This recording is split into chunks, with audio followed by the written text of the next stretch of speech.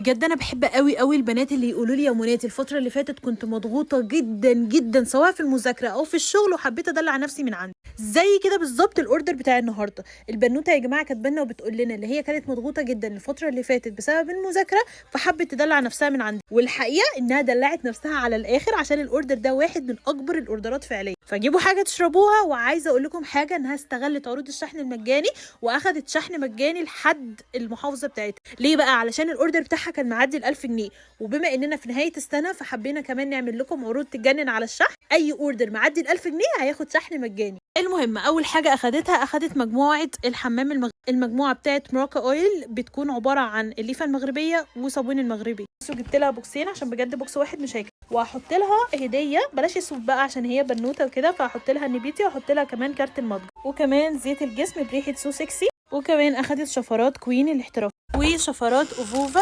المتحركه ال5 قطع، واخدت كمان الشراب السيليكون يا بنات. بصوا طلع ليها اللون الاسود اهو، انتوا بقى مصر على اللون الاسود. وكمان اخدت البرفيوم بتاع يارا فانيليا 30 مللي، واخدت العرض اللي نزل على برفانات ال 30 مللي من جانا اللي هي باي 1 جيت 1 فري، فاخدت لانكوم ميد نايت روز، واخدت الهديه بتاعتها بكرات روج. يعني انتوا فاهمين العرض ده يا بنات، اللي انتوا لو اشتريتوا قطعه بتدفعوا حق قطعه واحده والتانيه بتاخدوها مجاني. اقسم بالله ما ينفعش اجهز اوردرات. واخدت كمان قطعه من البيوتي بلندش وكمان فرش فيكس. اخدت كمان باليت مايت سينما اللي هي البلاشر 6 كريمي و6 باودر، واخدت مسكرة مايت سينما 3 في 1. كمان اخدت الباكت الكبير بتاع القطن بتاع مناديل ازالة الميك اب، بيكون فيه 222 قطعة، بجد كبير قوي. وعايزه اقول لكم الجودة بتاعته عالية قوي، يعني مستورد بجد تحفة. وكمان اخدت مجموعة ضن بالفراولة اللي بتكون عبارة عن اللوشن البودي سبلاش والغسول. واخدت كمان البرفيوم بتاع ليبر اللي نازل في عرض ال 200 جنيه. اخدت مزيل عرق ستارفي